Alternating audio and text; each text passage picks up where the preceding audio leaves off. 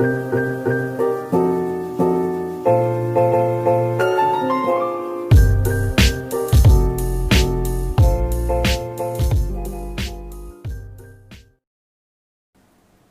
teman-teman, selamat sore. Assalamualaikum warahmatullahi wabarakatuh. Jumpa lagi di sesi yang tertunda Jumat lalu, IG Live Series episode ke-6. Di sini kita akan belajar bersama Dr. Saskia Diahandari. Beliau adalah ahli spesialis penyakit jantung dan pembuluh darah. Dr. Saskia saat ini aktivitasnya beliau praktek di Rumah Sakit Siloam Hospital Surabaya, juga Premier Hospital Surabaya. Beliau juga mengajar di Fakultas Kedokteran Ciputra University Surabaya. Beliau juga mengajar di Departemen Kardiologi Brawijaya University Malang. Kita akan belajar bersama Dr. Saskia sore ini tentang COVID-19 dan resiko kardiovaskular yang merupakan ekspertis beliau ya. Tujuan aku bikin sesi ini minggu lalu, idenya adalah sebagai bentuk solidaritas karena semakin banyak tenaga kesehatan yang meninggal akibat COVID-19 dan angka infeksi di Indonesia terus naik, maka harapannya ingin belajar saling mengedukasi satu sama lain lebih baik dari orang yang ahli langsung, kita bisa bertanya kepada beliau langsung.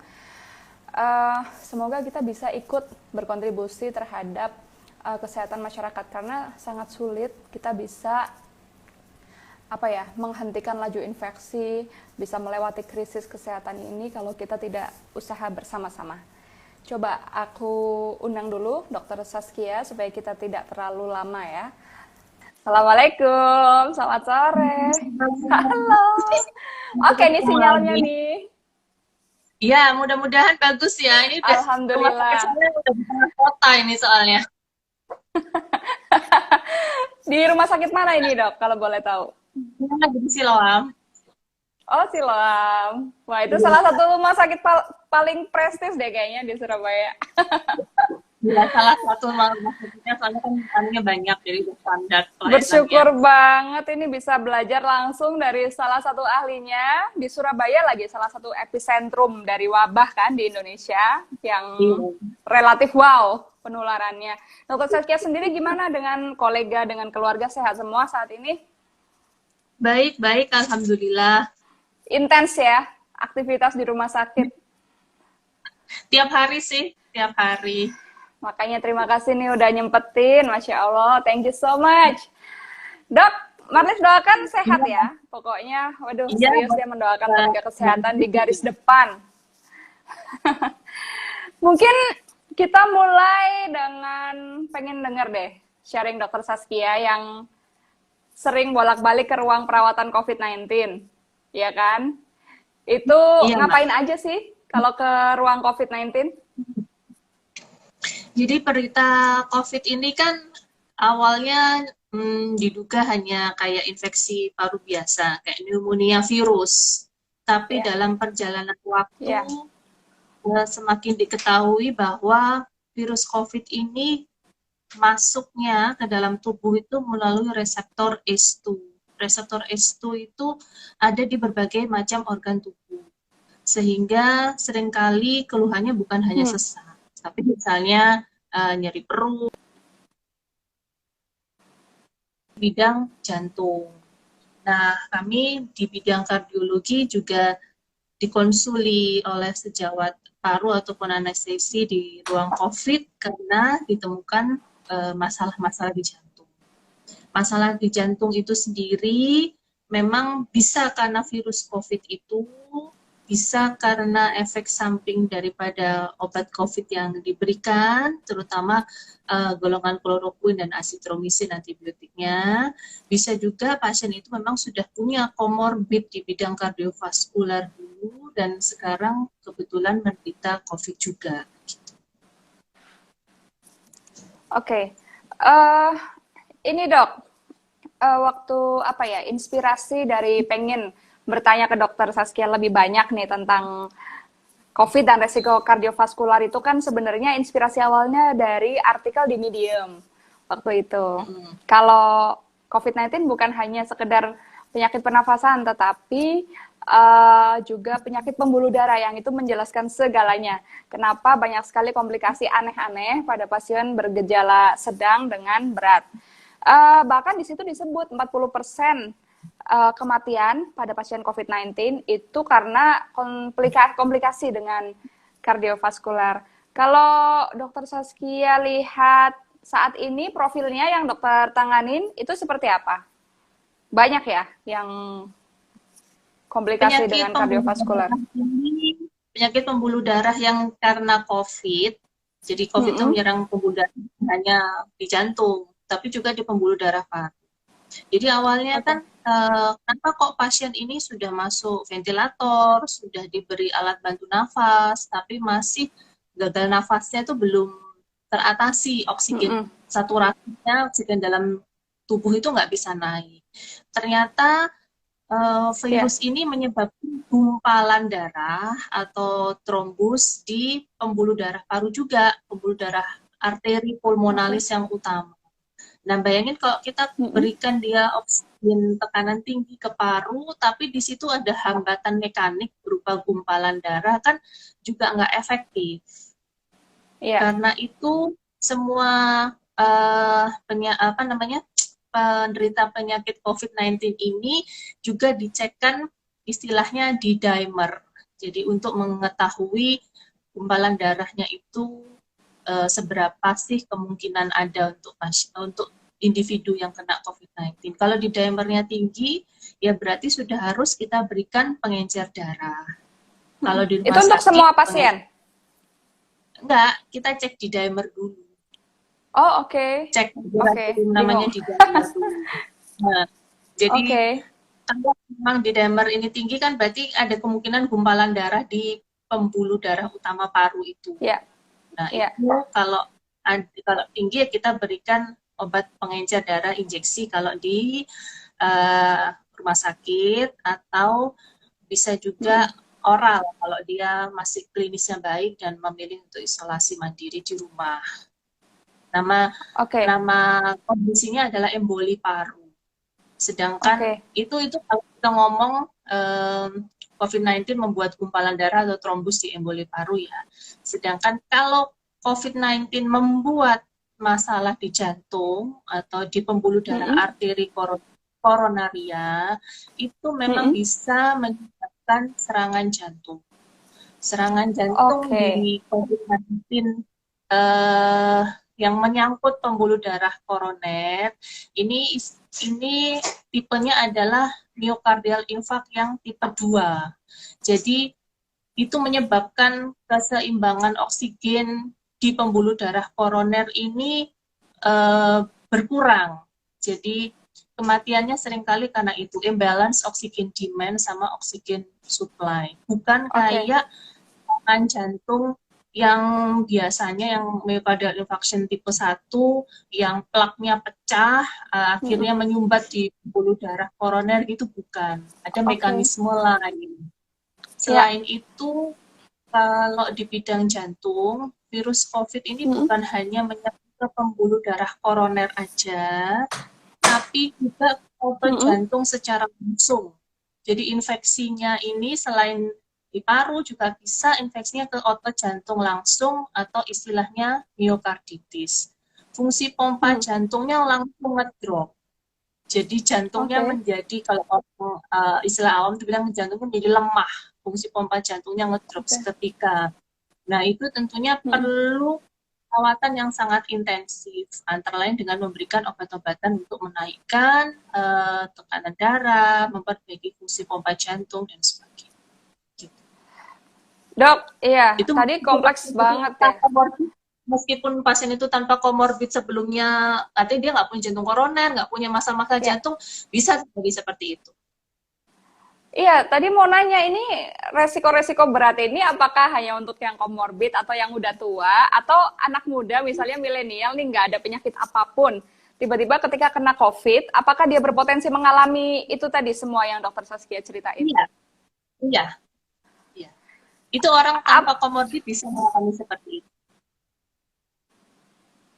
Tergantung Oke, virus apakah ini itu masuk ke organ gimana.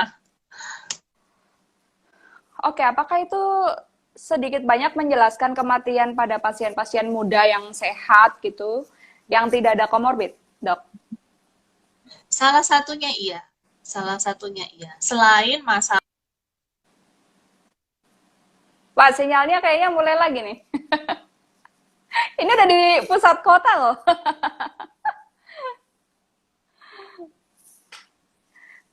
Dok, mohon maaf nggak denger nih.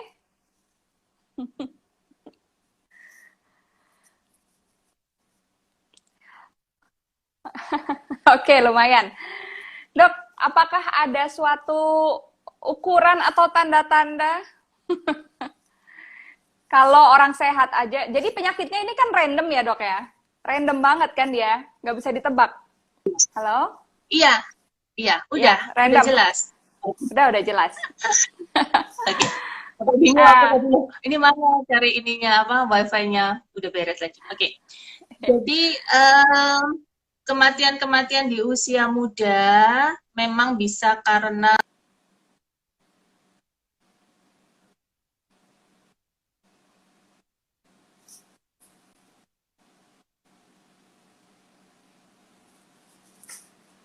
wah kayaknya dokter Saskia hilang lagi.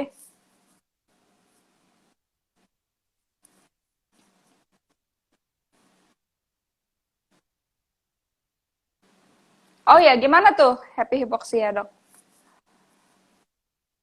Iya, orang yang kena ini COVID itu second tidak largest city in Indonesia. betul Ya, sekali. Jadi orang-orang yang kena COVID itu tidak menyadari kalau kadar oksigennya sudah turun secara drastis. Biasanya kalau kadar oke. oksigennya tutup.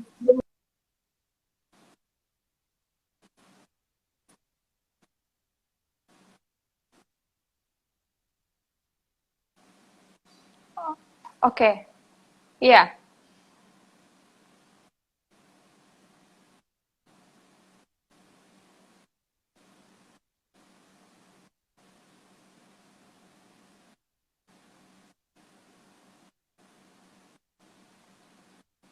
Kayaknya sinyalnya ini deh, Dok. Hmm, ya. Oke. Bagus. Ini pakai mobile kan, Dok? Pakai HP Iya, kan ya? pakai HP. Bentar. Oke, jelas nggak? Wah, Marlis pakai simpati nih. Mungkin itu yang bikin. Oke, jelas sih ini. Lebih baik. Very much Mm-mm. better. Oke. Oh, kok Tidak simpati bisa nggak apa-apa. bagus di sana? Perlu diprotes nih. Ya ampun. Ini, oke. Mm-mm. Dok, tadi happy hipoksia terkait dengan kadar oksigen Iya. dalam darah. Perlu nggak kita orang awam di rumah punya alat saturasi oksigen itu? Atau nanti nggak bisa ngukurnya malah panik lagi atau gimana? Kalau dokter punya saran. Um, Sebetulnya alat pulse oximetry itu gampang banget ya apa namanya dioperasionalkan, cuman tinggal ditancepin aja, terus nanti kita bisa ngukur kadar oksigen dalam darah itu gitu. Ada alat oximetry nggak? Bentar ya, tak tunjukin. Mumpung Iya, ada. Marlis pernah lihat. Kan Marlis kemarin bronkitis tuh. Saturasinya Nah, 97 aja, otot punggung udah sakit banget gitu. Ngebayangin gimana kalau pasien COVID yang dirasa kayak apa gitu. ini Yang happy hipoksia itu malah nggak kerasa, Dok. nggak keras. Ini alatnya kan sederhana aja dan harganya sih murah. Di online Iya, gitu mungkin sekitar 150.000 sampai 200.000. Jadi tinggal ditancepin aja bentar, ke I jempol see. begini. Mm-mm. Bapak kan kemarin udah ini ya, udah Udah pernah? mencobanya ya. Ya, Uh-uh. tapi di rumah sakit. Ini kalau saturasi normal sih 98% ini ya. Oke. Oke. Ini saya pernah juga nyoba pakai masker double-double, terus saya ukur sendiri ya nggak turun-turun banget sih, Tetap. ya paling 97, Oke. gitu. Berarti pakai masker Aman-aman. itu sebenarnya nggak ngurangin kadar oksigen ya, Dok? Mohon edukasi kami nih yang awam. Mungkin ya nggak ngurangin, tapi nguranginnya ya nggak drastis, paling 1%, 2% aja, masih aman aja. Jadi biasanya kita kan oksigen ruangan antara 97, 98, sampai 100, paling ya jadi 96, 95, tapi Berarti sebenarnya psikis aja kalau orang nggak mau pakai masker, ngerasa sesek, itu psikis aja sebenarnya ya. karena ke- nggak kebiasa aja, Oh, nggak nggak kebiasa. kebiasa. Oke. Uh-uh. Dok, tadi agak kembali lagi ya. Kan ngeri banget nih, karena penyakitnya random, dia bisa membuat siapapun tiba-tiba parah ya. Eh, Mm-mm. Nah, kaitannya dengan ekspertisnya Dokter Saskia, jadi Mm-mm. untuk pencegahan kita semua bahwa penyakit ini bisa apa ya? Ya pada beberapa orang tidak bergejala, beruntung banget mereka. Pada beberapa orang jadi sangat parah. Bagaimana kita mesti merawat atau mencegah ya supaya apa jantung kita sehat, kuat, atau secara umum seluruh pembuluh darah lah. Ini Preventionnya berarti gimana? secara umum ya? Hmm? Berarti secara umum aja nih ya. Artinya Terserah kesehatan dokter. jantung secara umum gitu ya. Terserah dokter mau ngasih umum atau detail. Yang penting kita orang awam paham. Oke, ini kalau ngomong pencegahan standar ya palingan kan makan makanan bergizi, ngurangin Oke, kolesterol, ngurangin tekanan darah, rajin olahraga gitu. Cuman mungkin saya ya, mau membahas sedikit membedakan antara sudden death, sudden cardiac death, cardiac arrest dengan heart attack gitu. oke, Jadi oke. kalau Gimana? cardiac arrest atau kematian mendadak, terutama pada usia muda, itu Oke, seringkali karena gangguan irama atau aritmia. Sedangkan oke. kalau heart attack atau serangan jantung, itu karena masalah jantung koroner. Jadi ini kebetulan ada gambar jantung. Ini Wow. jantung kita kan di dada sebelah kiri nih. Iya, Nah, ada pembuluh darah koroner tuh 3, kanan, ya. kiri depan, sama kiri samping. Oke, Kalau pembuluh darah koroner ini ada plak yang nempel, nah itu namanya penyakit jantung koroner. Plak oke, itu karena kolesterol yang mengendap mengkerak. Kenapa kok dia bisa mengendap mengkerak? Itu pembuluh darah kita itu kualitasnya menjelek. Menjeleknya karena faktor risiko yang kita punya, misalnya oke, hipertensi, merokok, terus oke. Wah, ini Mas Ik diabetes, nggak ada di dan sini nih. nggak ada Perlu dia kan. di-emphasize. Nggak berani dia. Merokok. Uh, Iqbal Aji atau faktor Daryono. genetik. Oke, Atau faktor genetik. Jadi kalau genetik itu misalnya ayah kita ada masalah jantung atau serangan jantung di usia sekitar 50-an dan ibu kita di sekitar 60-an, berarti kita harus curiga kita punya masalah genetik. Nah, faktor-faktor risiko itu membuat pembuluh darah yang awalnya mulus seperti mm-mm. ini, akhirnya ada sumbatan seperti ini. Nah, ini ada sumbatan Oke. koroner. Hmm. Nah, kalau sudah ada sumbatan, berarti kan maksudnya orang tuh udah punya penyakit jantung koroner ya, itu Ya. akan beresiko untuk terjadi serangan jantung. Oke. Jadi ini biasanya orang middle age ke atas, karena untuk rusaknya sel pembuluh darah koroner itu butuh waktu. Maksud saya nggak hari ini ngerokok besok rusak gitu, enggak gitu. Atau hari ini Oke. hipertensi besok koroner rusak gitu ya enggak. Jadi butuh waktu 5 to 10 Oke. years lah. Mm-mm. Nah, makanya kita mesti jaga sejak muda biar nggak nabung penyakit gitu. Oke. Nah, begitu orang itu serangan jantung, itu ya in between life and death ya. Kalau pembuluh darah koronernya yang di pangkal yang sumbatan, tentunya area kerusakan otot jantung ini luas. Karena yang di pangkal ini yang buntu, area otot jantung yang rusak ini luas. Tapi kalau dia sumbatannya katakanlah di tengah atau di bawah, area otot jantung yang rusak ini nggak seberapa luas. Hmm. Nah, kalau orang ini survive, tidak meninggal katakanlah, Mm-mm. otot jantungnya ini udah kadung rusak. Kalau otot Hmm. jantungnya udah terlanjur rusak, orang itu akan jatuh ke dalam kondisi heart failure atau gagal jantung. Itu secara quality of life akan jelek banget. Oh Jadi gitu. dia jalan 10 langkah sesak, aktivitas tidak akan optimal, nggak bisa olahraga berat lagi, karena fungsi pompa jantungnya udah jelek. Kita tahu fungsi pompa jantung itu, kita lihat dalamnya jantung seperti ini. Ini mengukur evaluasi pompa jantung ini dengan USG jantung atau ekokardiografi. Itu kita nanti mengukur chamber apa istilahnya, ruangan jantung ini besarnya seberapa, fungsi pompanya bagaimana tuh dengan USG jantung gitu. Oke. Sementara kalau kita mau tahu sebetulnya kita ini punya penyakit jantung koroner atau enggak, Ya. itu kita bisa browsing ya, browsing. Kita semua pasti punya smartphone sekarang. Kita Oke. browsing heart attack risk calculator gitu. Nanti ada banyak website di sana, kita masuk aja salah satu. Oke. Misalnya ada satu website, nanti mereka akan minta data kita. Misalnya Oke. data kolesterol, kita ngerokok enggak, darah Ya. tinggi, usia, gender, segala macam. Kemudian nanti dia akan calculate secara otomatis untuk menunjukkan pada kita seberapa beresiko sih untuk mempunyai penyakit jantung koroner. Kalau data Oke. risiko kita sedang atau tinggi, ya kita mesti ke dokter jantung untuk memastikan punya nggak jantung koroner.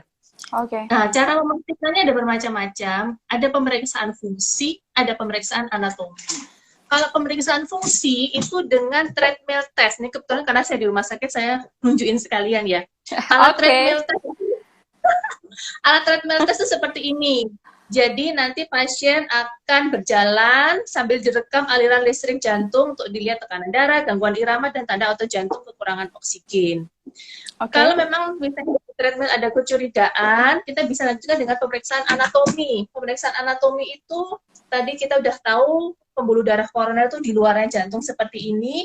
Kita Oke. akan lakukan CT scan jantung. Jadi CT scan itu diagnosis yang lebih pasti apakah pembuluh darah koroner kita itu ada sumbatan atau tidak. Itu Itu. yang banyak Nanti layer dari itu ya? layer apa? Jadi di hasil CT scan-nya tuh layer banyak banget kan? Multi layer Oh, jadi kelihatan. slide. Ya, jadi CT scan yang bisa untuk mendeteksi koroner tuh minimal CT scan yang 64 slice, karena jantung ini organ tubuh yang bergerak. Kalau CT scan yang 4 slice, 16 slice tuh nggak bisa. Dia Oke. lebih untuk organ tubuh yang diam, misalnya untuk CT scan kepala, atau untuk CT scan tulang, usus, Oke. gitu. Nah, tadi Mm-mm. saya kan cerita tentang USG jantung, untuk lihat fungsi pompa jantung tuh ya alatnya seperti USG biasa seperti ini sih. Nah, nanti Mm-mm. dari situ baru menentukan orang ini gagal jantung atau tidak, misalnya karena sehabis kena serangan jantung itu tadi. Oke. Itu kita umum tentang serangan jantung ya, tentang jantung Ya. koroner.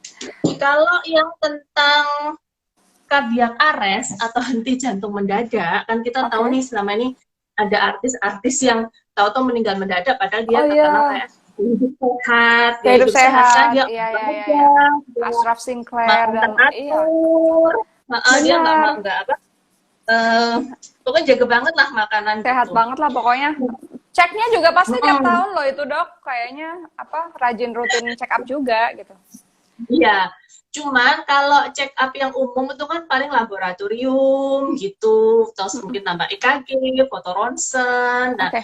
kalau yang untuk cardiac arrest ini kan most likely itu karena gangguan irama atau Oke. aritmia. Itu berarti kita ngomong aliran listrik jantung. Oke. Nah, ada berbagai hal yang bisa bikin kelainan gangguan irama yang menyebabkan kematian mendadak pada usia Oke. muda. Mm-mm. Kalau mau dibagi bagian besarnya, memang itu karena masalah disfungsi genetik. Jadi genetiknya Oh itu ya. ada damage, gennya itu ada damage, bisa Oke. diturunkan. Jadi kalau ada keluarga kita yang mengalami kardiak arrest usia muda, memang sebaiknya keluarganya juga cek. Gitu. Nah, Oh cek gitu apa ya. saja? Iya, cek apa saja yang diperlukan. Kalau di luar negeri sih ya tes genetik. Tapi kalau di Indonesia mungkin belum memang belum terlalu sounding ya. Jadi untuk menyediakan tes genetik itu mahal. Jadi mungkin laboratorium juga dan rumah sakit belum banyak yang menyediakan. At least yang bisa dilakukan adalah satu, pemeriksaan ECG biasa aja.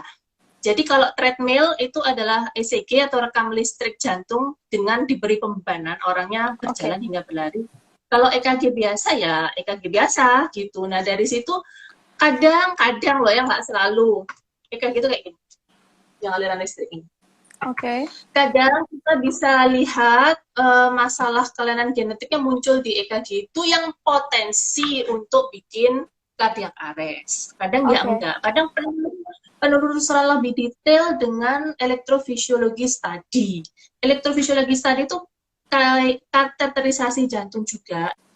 Oke. Kalau pasang ring kayak koroner kan ini nih, jadi masuk ke pembuluh darah koroner, terus dipasang ring. Kalau elektrofisiologi itu enggak, untuk merekam aliran listrik jantung tapi pakai kateter langsung ke jantung. Itu satu hal. Hal yang lain, untuk screening awal keluarga, misalnya ada keluarga yang cardiac arrest di usia muda, kembali ke ehokardiografi atau USG jantung.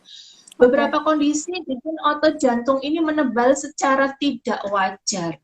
Nah, penebalan yang tidak wajar ini akhirnya menimbulkan gangguan irama juga atau aritmia yang berbahaya, yang bisa menimbulkan potensi cardiac arrest itu tadi.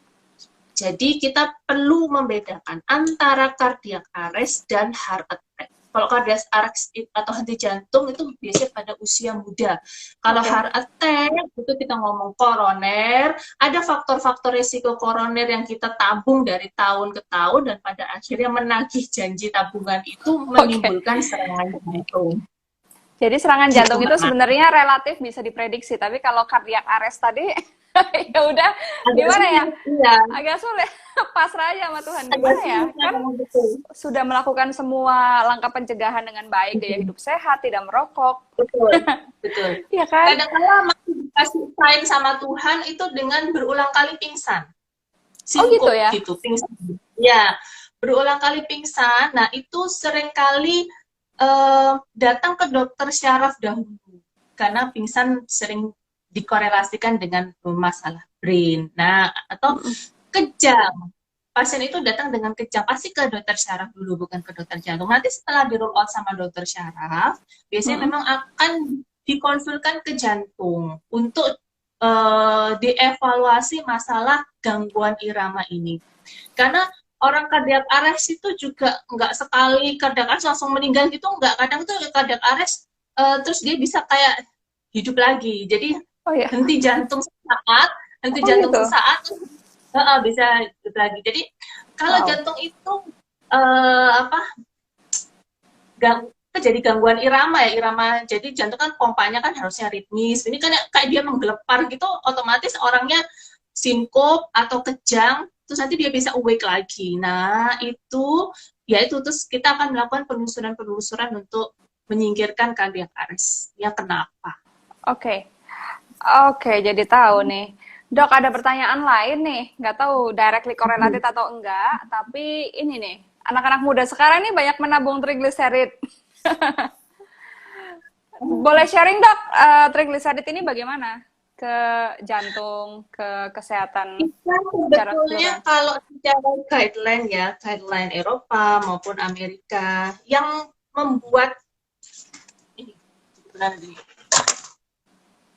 membuat jantung koroner itu terutama adalah lemak jahat atau LDL. Ini. Wah lengkap banget nih kita. Jadi, nah, bukan triglycerid sebetulnya. Yang kita harus waspadai ya. Yang harus kita waspadai untuk nabung jadi jantung koroner itu LDL. Jadi semua guideline itu fokusnya adalah LDL. Kita lihat di sini. Ini kalau mau kelihatan sih ini LDL. Dia ngomongin LDL. Atau lemak jahat. Nah, kita harus sangat waspada kalau LDL kita lebih dari 190 mg per desiliter. Itu bahaya banget. Ya? Bukan kolesterol total ya? Bukan, karena kalau kolesterol total itu kan campuran antara LDL, trigliserid, lemak baik, HDL Oke. gitu. Nah, kalau fokusnya jangan ngomong jantung koroner itu LDL. Gitu. Jadi Oke. kalau LDL lebih dari 190 itu udah harus sangat waspada. Dan Oke. kalau kita memang sudah terdeteksi punya jantung koroner nih, kita memang harus menurunkan LDL seoptimal mungkin. Makin banyak faktor risiko kita LDL-nya harus rendah. Misalnya selain jantung koroner dia juga ada diabetes, itu target penurunan LDL-nya lebih rendah lagi, harus kurang dari 70 mg per desiliter. Kalau jantung koroner saja turunnya kurang dari 100 mg, harus kurang dari 100 mg per desiliter. Oke. Berarti kalau sering dideteksi dari tes, kalau trigliseridnya tinggi, itu what does it mean? Trigliserid itu tidak secara langsung terkorelasi untuk jantung koroner, tetapi Oke. tetap kita waspadai karena uh, antara lain ya, kalau trigliserid di atas 500 mg per desiliter, itu Oke. bisa menyebabkan suatu kegawat daruratan yang dinamakan pankreatitis akut. Jadi pankreas itu Oke. organ di dalam abdomen, di dalam rongga perut Oke. kita. Ya, ya, ya. Mungkin pankreatitis itu juga bisa menimbulkan mortality gitu. Oke. Oh, I see. Hmm. Trigliserid itu bisa kita jaga dengan kita menjaga karbohidrat. Oke. Kalau mau makanan berlemak itu LDL. Oke, got it.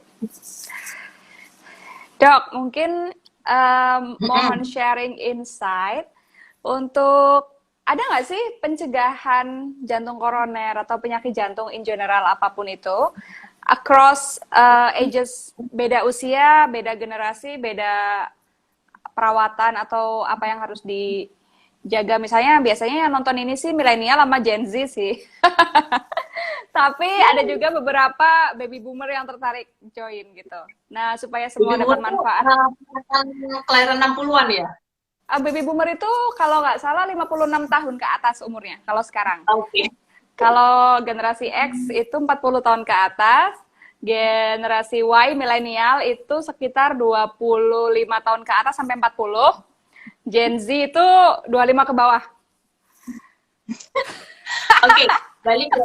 Kalau kita usia muda katakanlah belasan, 20-an, ada keluhan. Entah itu misalnya tadi keluhannya kan saya udah singgung, misalnya tadi sinkup, atau pingsan, Ya. kejang, atau Ya. sesak. Perlu di rule out pertama kan hal-hal yang bikin cardiac arrest atau gangguan irama tadi. Oke. Atau masalah-masalah kelainan kongenital yang belum terdeteksi. Jadi kelainan-kelainan kongenital yang belum terdeteksi itu misalnya ada lubang di sekat jantung. Sekat jantung. Jadi kan kita tuh punya 4 rongga jantung, atrium Ya. kanan kiri, ventrikel kanan kiri, atau kalau di biologi dulu bilik sama serambi. Kalau ada sekat di situ, mungkin fase awal dia masih kecil belum terdeteksi, tapi setelah dia teenage, nah itu mulai menimbulkan keluhan. Deteksinya gimana ya? Dengan USG jantung. Tadi kalau ngomong pingsan, sinkup, keluhan aritmia, kita bisa melakukan pemeriksaan awal EKG dulu, atau kita lihat kondisi keluarga, familial history gimana. Terus kalau usia 20-an, 30-an, ya kita mulai harus jaga pola hidup, karena kita nggak mau nanggung penyakit. Menanggung penyakit, karena mulai dari orang itu katakanlah mulai punya kolesterol tinggi, hipertensi, diabetes, untuk jadi jantung koroner kan ya butuh waktu. Jadi ya jangan nabung penyakit. Oke. Gitu. Mumpung lagi ngobrol soal ini nih, kan kalau di lapangan kita sering banget dengar debat tentang rokok nih, Dok. Ada yang bilang, ini kampanye apalah yang mau menghancurkan industri rokok gitu, yang labor intensifnya tinggi. Sedangkan Dr. Saskia Marlis lihat orang yang sangat a great warrior untuk mengajak orang nggak merokok. Sebenarnya gimana sih rokok itu? Memangnya sebegitunya dampaknya? Coba dari perspektif medis, menurut Dr. Saskia seperti apa rokok itu? Rokok itu adalah kertas plus racun. Oke, ini sebenarnya bagian ini khusus buat Iqbal Aji Daryono nih. Ya, dia influencer yang promo rokok banget gitu loh. Kesel. Ya, Ini ya kesempatan jadi dokter Saskia nih buat counter. Biasanya juga counter sih. Aku pengen denger aja langsung dari perspektif jadi medis. apa bagusnya rokok? Apa dia mengandung vitamin? Apa dia mengandung unsur-unsur baik? Kan Bikin enggak. senang. Katanya kalau orang senang hatinya happy, terus dia jadi lebih kuat badannya. Oke. Kalau ngomong bikin seneng kan banyak jalan menuju senang gitu loh. Oke, Cuman, tapi uh, apa? secara umum dunia medis itu memang against rokok ya dok. Ini bukan Iya, mazhab di dunia kedokteran. Apakah ada mazhab pro atau kontra? Sorry, aku awam nggak, banget dengan dunia medis, so I'm very honest with nggak, myself. nggak kayak Semua vaksin dokter, pokoknya. Kalau vaksin itu oke. masaknya satu. Kalau rokok mazhabnya satu, Gitu. semua Rokok bilang masaknya no. satu. Wow, oke, Hmm. Kalau menarik. dari saya pengalaman pribadi ya, pengalaman pribadi. Iya, Sekarang itu kan banyak orang goes gitu. iya. Orang goes tahu anfal dibawa ke rumah sakit. Mm-mm. Kalau yang usia muda-muda ya faktor risikonya hanya merokok karena mereka belum muncul hipertensinya, belum muncul Oke, diabetesnya, tabungan mm-mm. kolesterolnya juga belum banyak-banyak banget gitu. Oke. Dan Mm-mm. memang kalau di ngomong koroner ya, di dalam pembuluh darah koroner itu sumbatan itu ada sumbatan keras atau dan sumbatan lunak. Kalau Oke, orang rokok itu nanti sumbatannya itu lunak-lunak banget yang model kayak bisul gitu loh. Nah, itu oke. begitu pecah, ya udah, itu akan terjadi heart attack atau serangan jantung yang fatal. Jadi dokter mau Dan bilang bahwa lebih baik yang lebih beresiko yang lunak justru daripada yang keras. iya, iya. Oh, Jadi yang lunak itu meskipun sumbatannya hanya 30%, 40%, karena karakteristik plaknya itu vulnerable, karena lunaknya itu gampang pecah, gampang istilahnya fibroscape-nya tipis, nah itu memang lebih berisiko untuk heart attack. Kalau sumbatannya itu udah keras, tebel, pelan-pelan nimbun, itu biasanya Allah tuh udah kasih way out muncul kolateral atau pembuluh darah kecil-kecil baru gitu. Jadi lebih stabil. Kalau yang lunak-lunak ini ampun deh. Biasanya most likely pada penderita merokok. oh gitu. Dan Jadi ya, dokter sendiri ketika menangani pasien banyak sekali nih yang komplikasinya makin parah karena rokok gitu ya. iya, iya, emang. Yang muda-muda serangan jantung bukan kardiak arrest loh ya. Yang Oke, muda-muda serangan jantung terkait koroner yaitu rokok. Udah nggak ada lain. Orang I kadang see. merasa karena dia bisa sepedaan, naik gunung sepedaan berpuluh-puluh kilometer, merasa udah jaga badan dengan sangat berolahraga, tapi dia juga menimbun faktor risiko lain karena merokok. Gitu. Oke. Jadi kan Itu sering orang kan bareng-bareng merokok, bareng-bareng makan ya, lemak, bareng-bareng sama aja. itu nggak menegasikan ya dok. Misalnya orang dengan gaya hidup sehat, olahraga dan lain-lain, terus resiko merokoknya jadi berkurang gitu? Nggak? Apa tetap sama Oh, aja? tetap sama aja. Bandel juga ya rokok. Ini Marlin. Oke. Aduh. Oke, kita kembali lagi deh ke tadi COVID-19. Jadi berarti ya secara umum bisa sih disimpulkan dari sharing tadi Dokter Saskia bahwa karena ya ini penyakit juga random nggak jelas apa gejalanya di masing-masing orang ketika dia kena infeksi. Ya udah kita pencegahan aja dengan memastikan organ tubuh kita fit ya dok ya. Jantung. Salah satu, nah, iya, itu kan untuk menghindari komorbid. Kalau kita udah punya komorbid, udah punya jantung koroner itu kan hal berat, ketambahan COVID juga hal yang berat, dua-dua berat ya double berat lah. Oke, Tapi yang iya. terpenting kita memang pencegahan secara sosialisasi. Oh iya. Pakai masker itu sudah wajib. Jadi nakes itu yang sekarang kalau dulu ya awal-awal pandemik memang karena kekurangan APD. Tapi makin Oke. hari APD itu makin lengkap dan makin murah, nggak kayak Oke. dulu. Jadi Oke. masker bedah, hand sanitizer udah makin murah lah. Mm-mm. Sehingga memang dalam sebuah webinar kemarin, webinar nasional tuh mulai dikupaskan kenapa sih kok nakes masih aja kena akhir-akhir ini. Oke.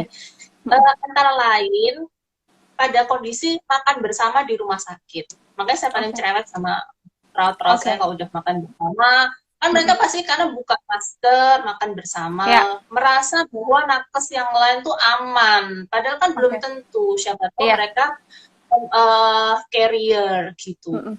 Terus Apalagi di nggak ruang serumah ya, ganti, kita nggak bisa nge-track riwayat dia kan. ya. Mm-mm. Terus di ruang ganti, ganti baju bareng, buka masker. Prinsipnya kalau satu orang buka masker, orang lain harus tutup masker Oke, oke. gitu. Kalau dokter Terus ini mohon maaf nih penasaran, ini sekarang buka masker nggak apa-apa nih, nggak beresiko? nggak ada orang, Oh nggak ada orang. nggak ada Terus orang, ada apa tuh nggak ada. HEPA filter ya dokter Saskia Nah, selalu pakai HEPA iya, filter dimanapun. jadi ini sebetulnya kalau di rumah sakit yang sudah ada standarisasi sudah dihitung airflow-nya, Oke. perputaran sirkulatnya udara. Cuman saya memang melengkapi ruang praktek saya itu ada HEPA filter model begini. Ini Wow di gede rumah banget. saya juga Oke. ini di rumah ini apa? Ini HEPA filter di rumah saya juga pakai HEPA filter seperti ini. Hmm. Juga ada lagi HEPA filter yang kedua kayak gini. Nah, ini Oke. juga HEPA filter. Oke. Karena kami kan melakukan treadmill. Treadmill itu Ya. orang pasiennya nggak bisa tutup masker karena dia Oke. kan jantung dibentuk bana. Dia mulai dari jalan sampai berlari. Jadi tetap harus ada HEPA filter untuk mencegah Oke. virus yang melayang-layang itu. Meskipun kami kalau pasiennya treadmill kita tetap pakai masker, pakai face shield, kita proteksi diri sendiri lah. Gitu. Oke. Ini ada yang komen dok, di perkantoran juga seperti itu dok, terkadang tanpa sadar makan bareng, membuka masker, berakibat penyebaran virus COVID. Wah iya ya, apalagi di kantor. Klaster baru. Klaster baru, klaster perkantoran. Iya, Jadi ya menurut saya HEPA filter itu udah harus disosialisasikan lah untuk ruangan-ruangan tertutup. Dan kalau oke. memang tidak bisa dihindari meeting offline, juga sekarang ada HEPA filter portable yang kecil-kecil, ya udah taruh depan kita aja gitu. Iya, Ikhtiar lah, ikhtiar pasti optimal. Kadang kan iya. orang masker dipelorotin, apa, ya gitulah. Oke. Oke, kalau boleh tahu nih, mungkin sesinya sebentar lagi habis, kan ini maksimal 1 jam, dok. Dokter Saskia melihat gapnya antara yang sedang dilakukan di dunia medis, terutama yang di garda depan, dengan realita di lapangan di masyarakat itu seperti apa, dan pesan dokter Saskia bagaimana? Ya, kita biar support untuk sekaligus campaign lah ke masyarakat umum gitu. Mudah-mudahan ya kita bisa belajar dari pengalaman orang lain yang sudah kena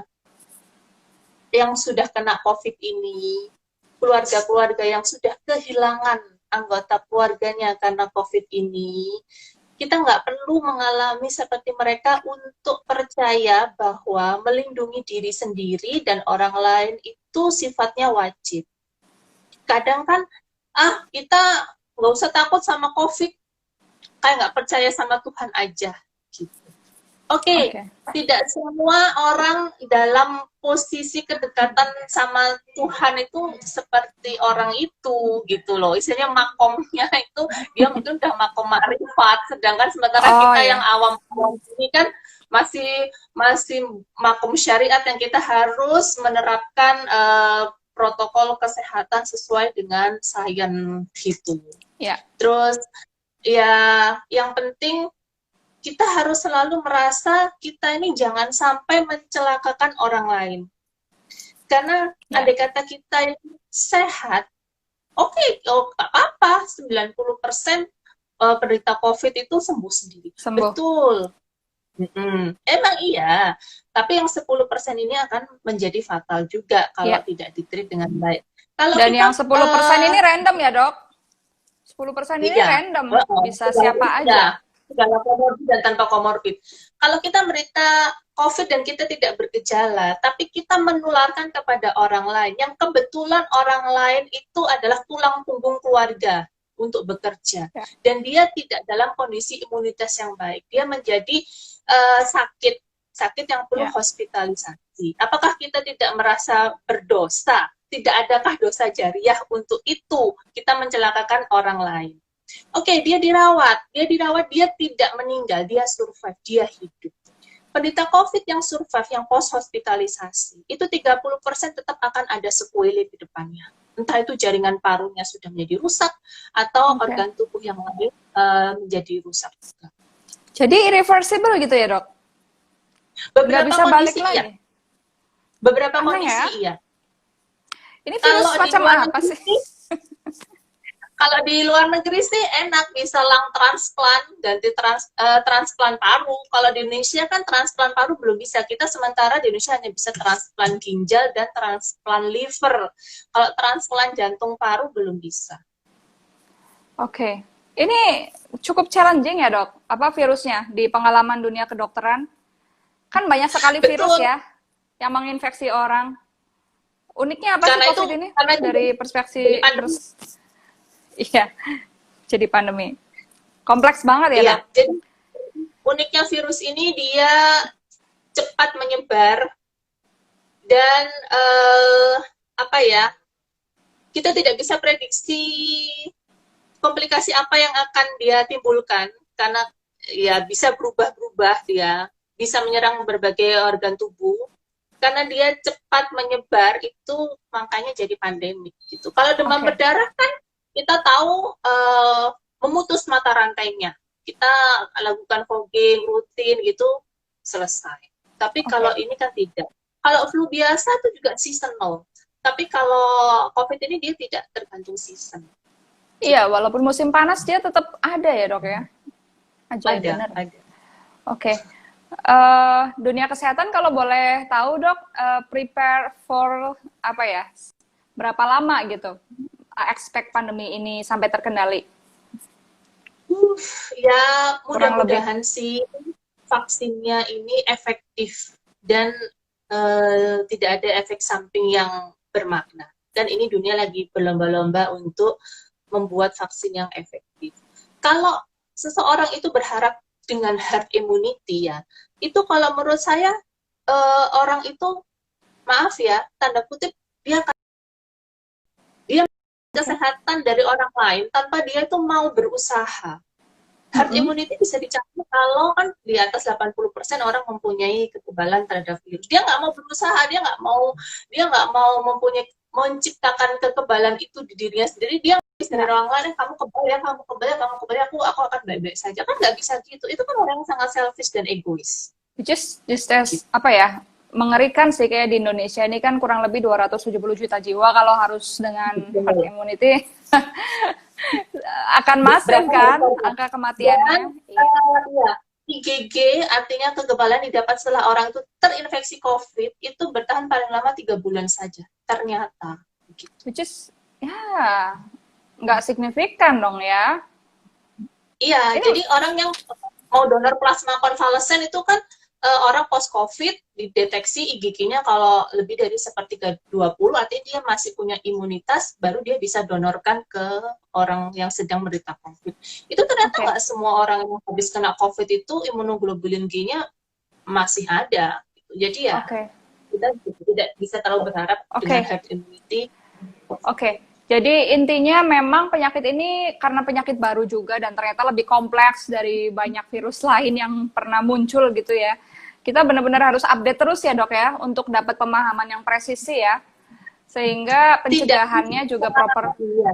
Ya, biar Jadi nggak kita false nggak usah hope gitu. nggak Harapan semua. paranoid. Ya, nggak Kita nggak usah paranoid, paranoid, tapi kita mesti tapi menjaga juga diri kita, jadi selalu beranggapan kita tuh jangan sampai merugikan orang lain deh. Jangan iya, sampai membuat seorang pencari nafkah tumbang karena ketularan oke. dari kita. Kita baik-baik aja, orang lain belum tentu. Oke, iya itu apa ya? Operate based on empathy gitu ya, Dok ya. Iya, kita nggak boleh Empathy. egois sama sekali. Itu adalah Iya, ini sedunia ngalami, sedunia betul. ngalami. Iya, Resesi global luar biasa. Kalau kita terus bersikap egois, mau iya, sampai kapan? Apa kita nggak iya. diminta pertanggungjawaban sama Tuhan besok? Benar, benar, Apa benar. perang waktu Iya, pandemi itu kamu ngapain aja gitu? iya.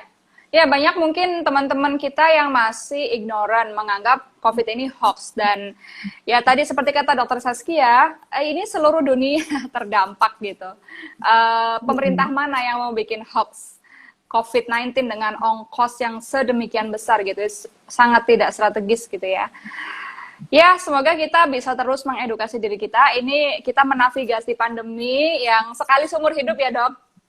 Terakhir Iya, kan kurang lebih 100 tahun yang lalu ya, benar-benar mendunia ya. Dan banyak sekali kematian di jadi Jawa ya, waktu kita dipercaya sama 1920. Tuhan untuk berbuat lebih buat orang lain. Kalau nggak Iya, pandemik ini, itu kan oke, everything's okay gitu. iya. Tapi ini kita dituntut untuk salah satu cara dari Tuhan supaya kita lebih banyak beramal. Iya, iya, iya. Ini era masa yang eksepsional lah, nggak seperti dekade-dekade sebelumnya ya, Dok ya. Oh ya, Dok, sebelum kita tutup, ini ada pertanyaan simpel tapi mungkin berguna bagi banyak orang. Dokter Saskia udah familiar dengan HEPA filter. Tadi dari ibu mertua, dari Mami. Bisa didapat dari mana HEPA filter ini? Katanya. Kalau saya pribadi sih beli di online gitu. Online banyak ya? Antara ya banyak banyak Oke. Tokopedia, di Ya. Shopee gitu. Ya, dan itu penting di rumah-rumah juga kita bisa mulai, terus kita bawa di kendaraan mungkin ya, Dok ya? Di kendaraan betul, Terus, karena klaster driver ini di perkantoran dan di rumah sakit juga ternyata banyak banget gitu. iya, iya, iya, Karena iya.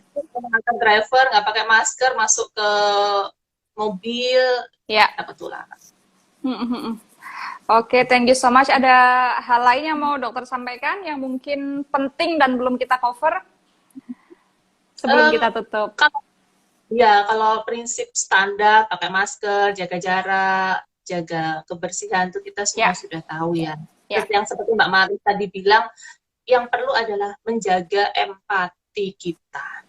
Jadi kalau misalnya ada berita COVID di lingkungan kita ya jangan dikucilkan, kita harus support, Ya, kita beri makan, pokoknya support moral, ya, supportnya ya, sekedar bingkisan ya, makanan, dan juga empati, jangan sampai kita ya, menurunkan kepada orang lain. Empati bahwa vaksin ini bikinnya sulit gitu loh. ya, Kalau sudah ada, ya kita jangan egois berharap dari orang lain aja yang vaksin kita nggak usah. ya, Terus kita dalam hidup ini bergunanya apa kan gitu. ya. Oke, ya setuju dok. Dan kalau kayak Marlis dengan Mas Vicky ini di level pribadi individu ya, and it's really a huge commitment, you know, karena kami suka banget nongkrong di kafe, ketemu orang, ngopi gitu. Nah, sekarang kita benar-benar off. It's hard, it's not easy, you know. Apalagi Untuk dengan menggerakkan perekonomian sih, ya bolehlah cari kafe yang sepi, yang nggak banyak orang, yang nggak ada asap rokok, pakai HEPA filter portable. Niatnya bukan niat nongkrong, niatnya menggerakkan perekonomian gitu aja. atau take away lah ya. Kalau beli take away gitu Boleh, dibungkus bawa pulang ya, gitu. Karena kalau betul. nongkrong pasti deh jadinya 2-3 jam kan ngobrol orang di kafe itu. Iya, Ya, itu bagian kecil bagaimana kita berkontribusi terhadap kesehatan masyarakat sih. Not necessarily about ourselves per se, tapi juga bagaimana memangkas, memotong garis jalur penularan yang masifnya luar biasa. Sebenarnya kalau di awal kita semua aware kan bisa lebih ditekan ya, Dok ya. Ini udah terlanjur menyebar dan sepertinya tidak terkendali, ya udah kita sama-sama berdoa lah pada akhirnya. Semoga segera ketemu ya, Dok, vaksin. nggak saling menyalahkan antara kamu pro ekonomi, kamu pro kesehatan sih nggak gitu ya. Kita mesti bisa bareng-bareng. Kalau bukan berarti dokter Ya, ini ya, ya. nggak paham tentang resesi, Ya. paham betul. Tapi yuk kita Ya, ya, ya. sama-sama bareng-bareng saja. Iya, biar balance dan jalan semua lah ya, beriringan gitu ya, Dok ya. Iya. Dok, Iya, pasti, terima kasih pasti. banyak waktunya. Marlis tahu Dokter Saskia sangat sibuk, tapi udah menyempatkan. I do really appreciate. Thank you so much. Jadi amal jariah buat kita semua yang mendengarkan dapat insight, inspirasi. Mudah-mudahan penjelasan saya cukup bermanfaat. Insya Allah. Ini kalau konsultasi pribadi mahal banget nih kayaknya ke dokter spesialis jantung dan pembuluh darah. Makasih banyak loh, Dok. Ya, See you another time, Dokter Saskia dan kolega. Semoga sehat, jaga kesehatan kita semua. Semoga panjang umur ya, dan ketemu lagi di lain waktu offline. Selamat lanjut bekerja dan pulang ke rumah. Bye. Assalamualaikum warahmatullahi wabarakatuh. Waalaikumsalam warahmatullahi wabarakatuh.